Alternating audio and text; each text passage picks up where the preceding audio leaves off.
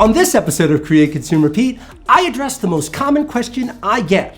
What does it take to make an episode? And how have you been able to make the channel look so goddamn premium from day one?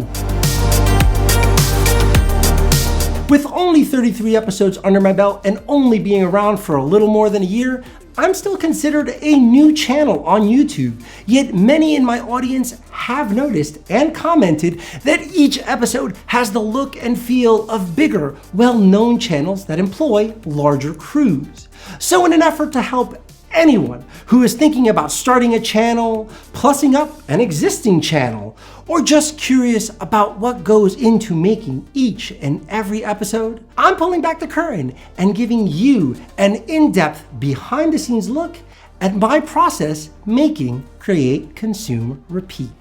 Here it is in my hands, really small. It's pretty cool. Now, I've never shared any of this footage before with anyone till today.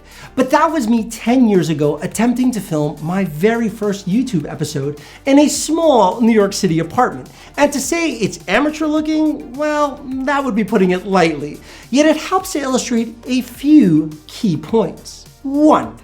Having the latest and greatest camera isn't as important as camera manufacturers would have us believe, considering the fact that this video that I just showed you was shot on this Canon Vixia HFS camcorder, a 10-plus-year-old camera. And if I'm being honest, the video quality has held up pretty well. And when you consider the camera on your phone shoots a better quality image, you may not even need to invest in an expensive camera. 2. Obviously, the footage I'm showing hasn't been edited, but it's pretty clear that my delivery isn't as polished as my current content. And that's partly due to a lack of comfort in front of the camera, but more importantly, the lack of a script and teleprompter. That's right, I use a teleprompter. I just make it look natural.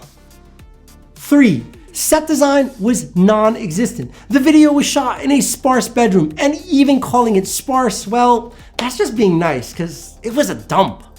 4.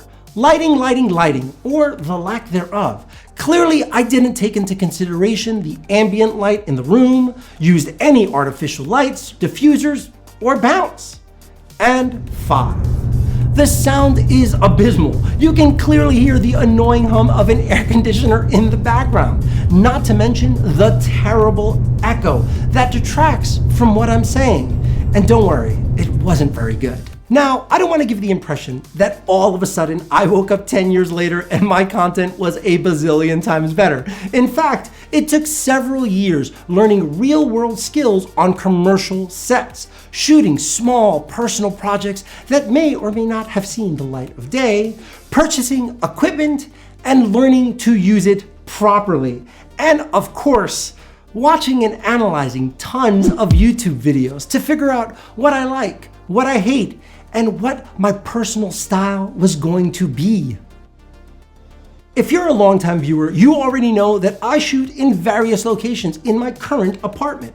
But showing you how I create each and every setup would require way too much time and effort. So instead, I've decided to show you how I made this episode. Now, it may surprise most of you, but each and every episode of Create, Consume, Repeat actually starts right here.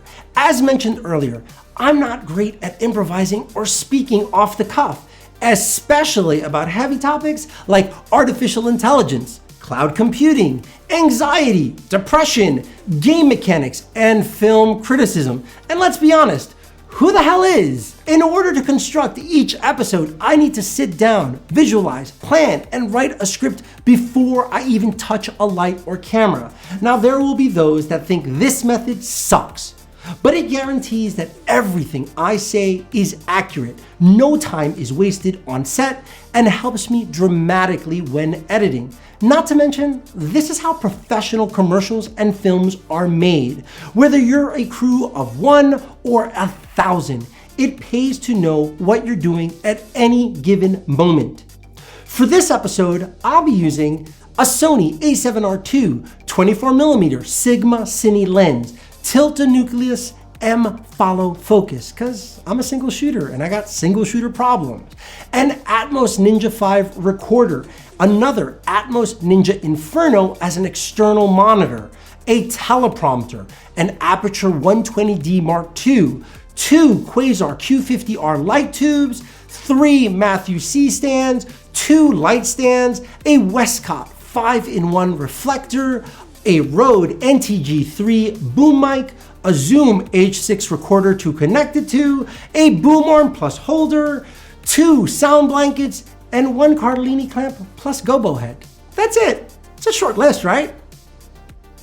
Let me be clear, you don't need all this equipment though to make an awesome YouTube video. The quality of my videos can be achieved using less expensive equipment like reflectors, china balls, gels, even a white bedsheet. The list of inexpensive alternatives goes on and on. I'm not kidding.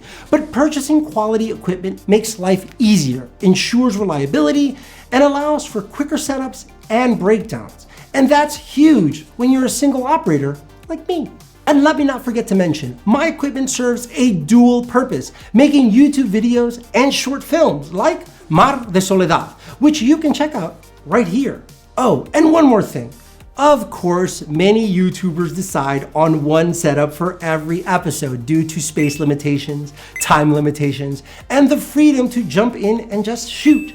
But as I've mentioned, I live in New York City and space is at a premium. So I need to set up and break down for every episode, or my girlfriend, well, she'd kill me. No, seriously, she would. Help. Once everything is set up, I wait for the sun to set before I begin shooting anything, so I can avoid any of the ambient light pouring in from the outside. And as you can see from the time lapse, setting up can be a bit involved, but each choice is carefully thought through. From the accent light / rim light coming from the Quasar tubes, the aperture light being used as a key with reflector as fill, to the sound blankets here and here being used to deaden the sound, bouncing off the windows, the walls, and of course, the hardwood floor. Bonus tip. When shooting in small spaces, don't get frustrated. Get creative and maximize your equipment. Take, for example, this light stand back here, holding 1 Quasar tube overhead. With 1 Cardellini and 1 gobo head, you can set up 2 Quasar lights on 1 stand. Another example is maximizing the slots on an actual gobo head. Not only will the light stand hold one end of the sound blanket, it can also hold your boom mic, just using these little holes.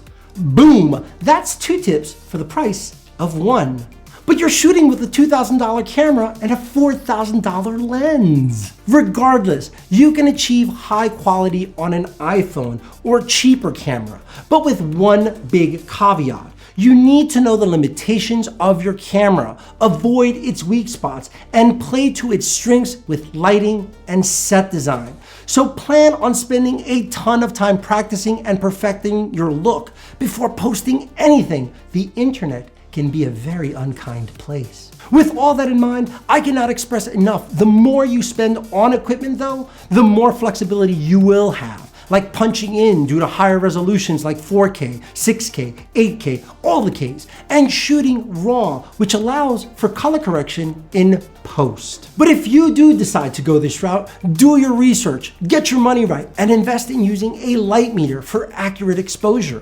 I'm using a Lumu light meter that conveniently attaches to my iPhone and an X-Rite color checker video passport.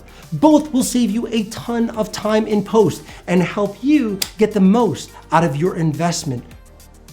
Once I've captured my footage, I hop into Final Cut Pro and pull any B-roll from games and movies using the Atmos Ninja Inferno, which can capture footage at 4K quality. Once that's done, the actual editing, sound processing, and color correction begins. But to explore this topic fully and do it justice, you'll just have to wait for another episode. That about wraps it up here, and if you have any advice, thoughts, or questions, let me know all about it in the comment section below. And if you want more content like this, well, don't be shy. Definitely reach out. I'm more than happy to show you more tips and tricks to get you up and running on your own channel. And before I forget, please smash that like, subscribe, and bell so you can be notified when I drop a new episode. Not to mention, I need your help growing this channel. Catch you guys next time.